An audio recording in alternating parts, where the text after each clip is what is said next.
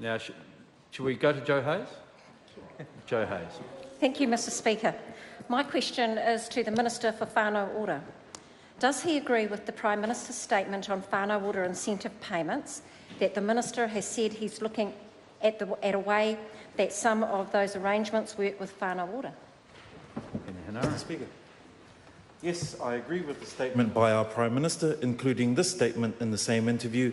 It was an incentive payment that the last government set up with Whānau Ora.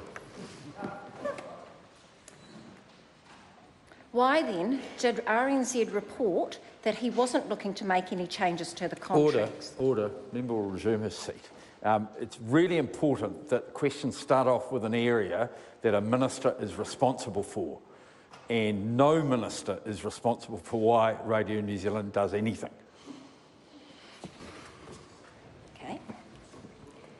Why was he not aware of the incentive payments and Whānau Ora contracts when first asked about it last week?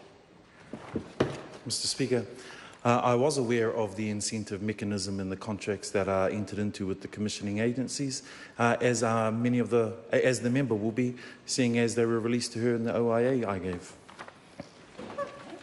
Supplementary.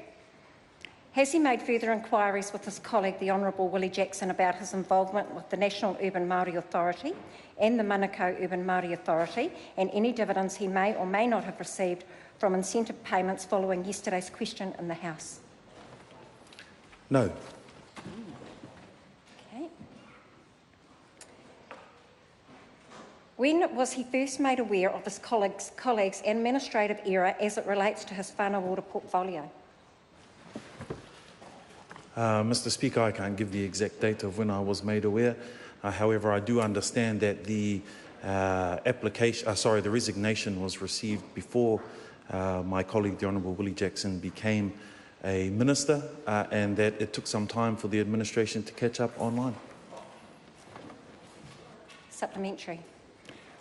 Has he now received all of those facts in regards to incentive payments after his colleague, Mr Jackson, had said the minister hadn't received any facts?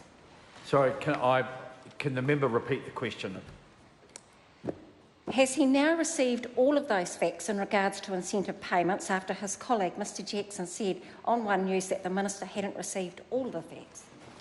Mr Speaker, I have always known about the incentive mechanisms in the contract. That concludes oral questions. Members, I have a further report to table. It is a report